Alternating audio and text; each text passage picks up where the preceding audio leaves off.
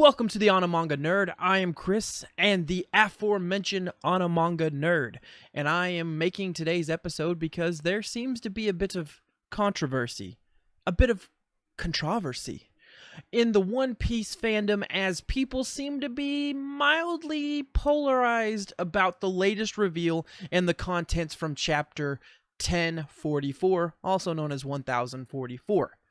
Now, if you are an anime-only watcher, be warned, this is going to spoil a lot of things. But before we get into my thoughts, my feelings, and your feelings, let me first throw this out there. This YouTube channel runs on your power, people power, and I need all the power I can gather. That's right, I'm making the ultimate people spirit bomb. And to do that, I would appreciate it if you liked, comment, shared, and most importantly, subscribe to this channel. Basically, I just want you to be a nerd. And if you would like to be a nerd, please subscribe to the channel. But if nothing else, please like the video, comment with me. Any kind of feedback I can get from you all would be great. And if you enjoy this video, please feel free to share it with your friends, family, loved ones, grandma, whomever you want to share it with. So chapter 1044 brings with it some very interesting information. And now I'm going to completely disregard everything with Hiyori and Orochi. Sorry, it just wasn't the most impactful thing that's happening in this story.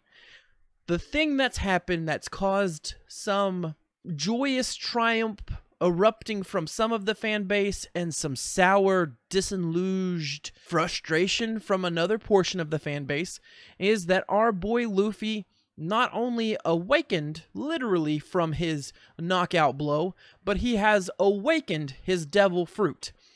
In that, we've also been given some new information on his devil fruit, which we thought was the Gumu Gumu no Mi, which now happens to be the Hito Hito no Mi model Nika. So the human fruit model Nika, the sun god. This has changed everything, right? So, I mean, in hindsight, looking back at anything that Luffy's done, it changes everything completely, because now you start to question a lot of things that have happened, his battle tactics, everything we thought we knew about his devil fruit being a paramecia now completely shifts into this zone world. And looking at it, does Gear 4, Gear 3, are these just his different zone transitions?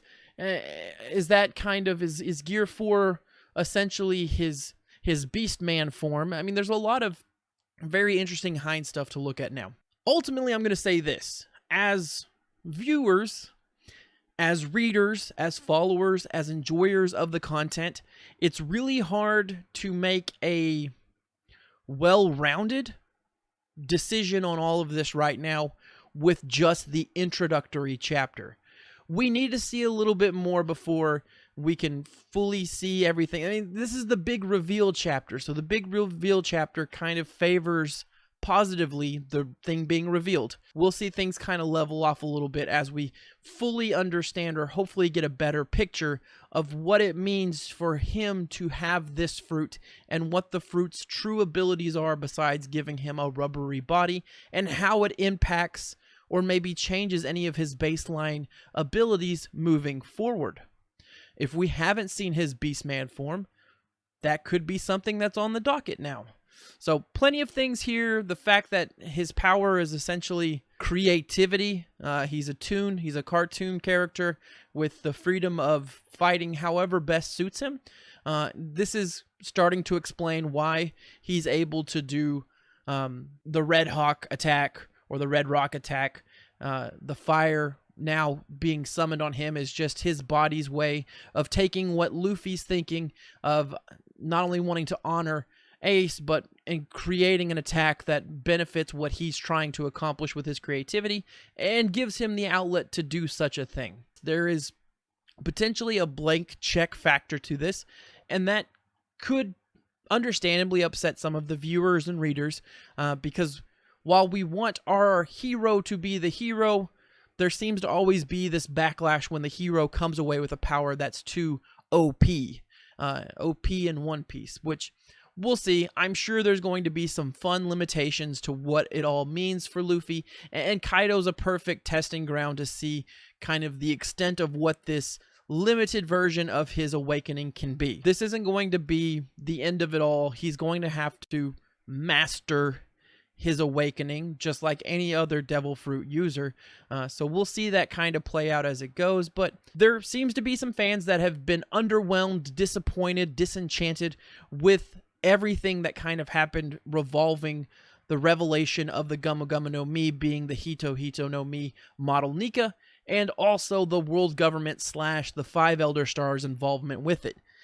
A lot of people have bemoaned that this creates a plot hole or that there wasn't enough foreshadowing in advance, and while that's very understandable, I think there are pieces there to look at that can help justify or paint a bigger picture. But honestly, if you have a criticism for this release, that's perfectly fine. I mean, as long as your thought just isn't all of this is garbage, everything's garbage, as long as you're bringing something constructive coming from your own fandom of, listen, I enjoy the story, I felt like this should have been more, and it wasn't. That's an understandable criticism to have of something. That's an understandable feeling to have of something. So I don't want to get caught up in the you should enjoy One Piece this one specific way. Listen, if you're a fan of something, there's going to be some times where that product, that thing, that person, it just doesn't live up to what you were hoping it would be in the moment. And it doesn't mean that you now hate the thing or that you no longer love the thing. It just means that you wanted something different. So maybe you'll get that, maybe you won't. I will caution people to give this some time to breathe. This is an entirely new thing that changes a lot of stuff. It increases questions about what we truly know about the devil fruits. It incorporates a change of a character's power set that we thought we knew for the last 1,043 chapters. But to go into the whole, this is a plot hole, or why didn't the world government do more to come after Luffy, I think that that's a bit of blinders on us as the audience watching the story unfold from the most prime objective. Like, we see Luffy, and we've seen all of Luffy's exploits, but to think that the Five Elder Stars have been this plugged into Luffy this entire time doesn't feel right for what the actual tone is coming from the Five Elder Stars.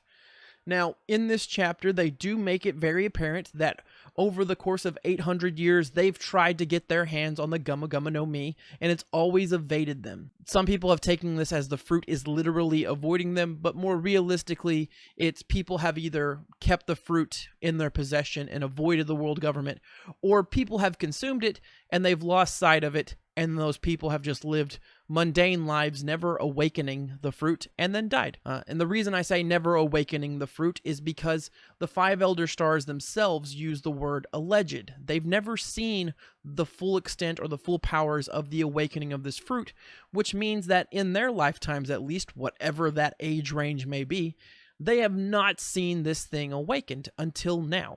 And that leads to another kind of, and again, I understand that this is building headcanon more than it is stuff specifically stated by Oda, and that's not going to appease some of you, and that's fine. The fact that this has been such a long-running thing, 800 years, almost a millennia, and it hasn't awoken, there's a priority to find it, sure, but the other priorities would probably be maintain the status quo, capture Nico Robin. If we find the Gummo Gummo no Mi, get it. It's not too shocking that they haven't just obsessively pursued Luffy. He's a pirate. He's traveling his own path. Eventually, he hits the new world where there's 3 different, I think, paths that they could take to navigate that. Some of his adventures lead them kind of off the grid. In fact, his whole starting point, coming from East Blue, there's also has to be this thought of, did the Five Elder Stars, like, were they given direct information of, hey, this boy is rubber, and in a world where there's so many different powers that could mimic potentially the rubber abilities, can they just bite on everyone that happens? Sure, they have the power and influence they could. So I'm not saying entirely that it's unrealistic to be upset that the world government has kind of let this played out. But when something hasn't happened for 800 years, while you still want it, or while it's been passed on to you, this notion that you must capture this thing, it kind of loses a little bit of the luster of, I must have this immediately. It's been 800 years. If it's not, I mean, I lose concern of stuff that hasn't happened in 2 years. So, I mean, there has to be some of that, right? The world government, the Five Elder Stars, it seems to be a place of complacency until recently. And that's another thing. The time frame of everything that's happening with Luffy and his exploits have all been a relatively sharp window.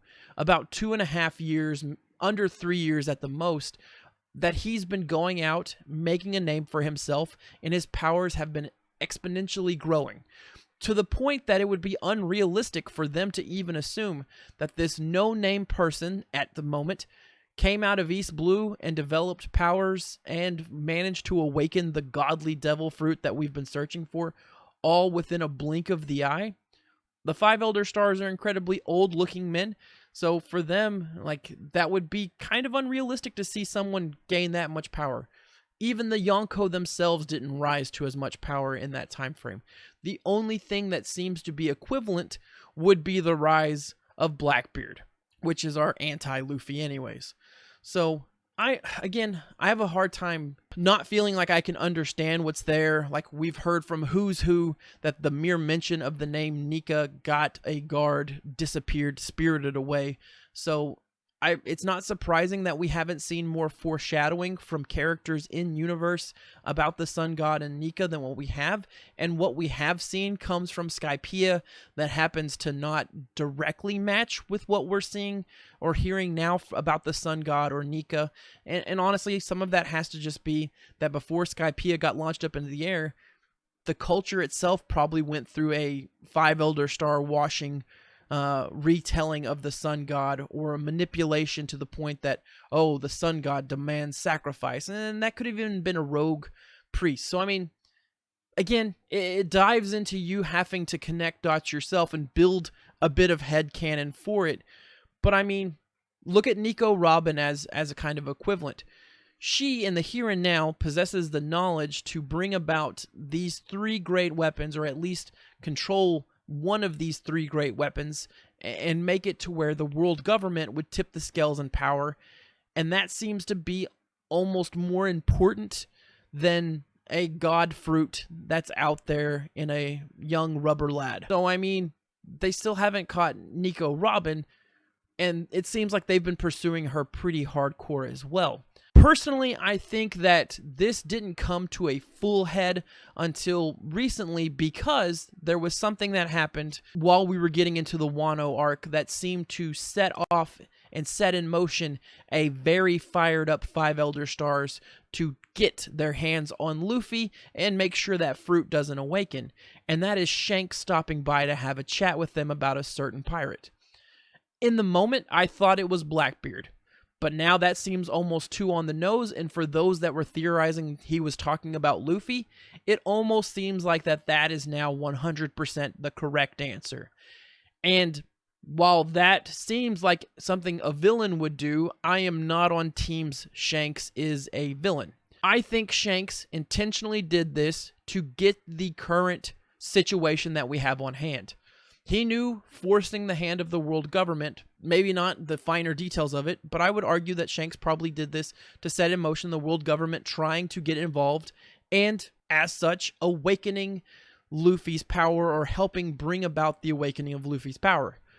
Because, as we saw from these last few chapters, Luffy probably wouldn't have awakened these powers this early had it not been for him going and being involved with all the exploits in Wano, his battles with Kaido, and ultimately the CP0 agent stopping him and having Kaido deal what we thought at the time, or what was alluded to at the time, a death blow.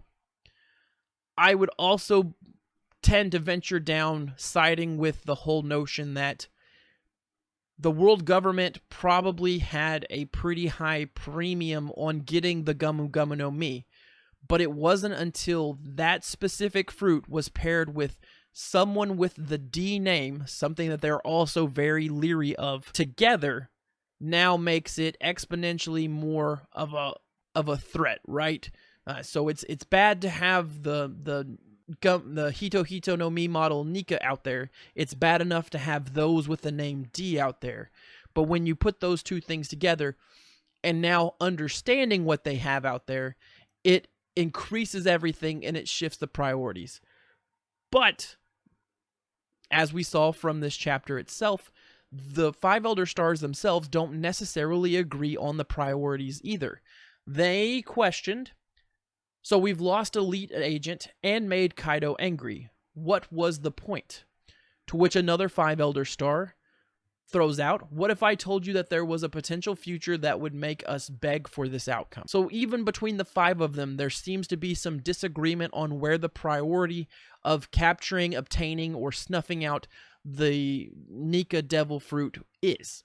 So you can kind of understand why this wasn't their number one priority. They are trying to keep the entire world under their grasp and continue to lead it as a shadow hand figure from behind the scenes with their true ruler, Emu. And there's a lot to unpack as we move forward, but I would just caution people to wait, let this play out a little bit more before you bemoan and becry plot holes. But at the same time, if you don't feel like this was a satisfying entry into One Piece, if you don't feel like this carried on the same hype or lived up to the hype that you thought Gear 5 or Luffy's Awakening would, that's entirely an understandable and reasonable, if you keep it within reason, take to have. I am the Manga Nerd, and I am very interested to know what you think about Chapter 1044, so please leave me a comment, and again, if you like this stuff, put a ring on it, and by that I mean ring the notification bell, subscribe to the channel, and give this video a like. Alright, until next time, bye.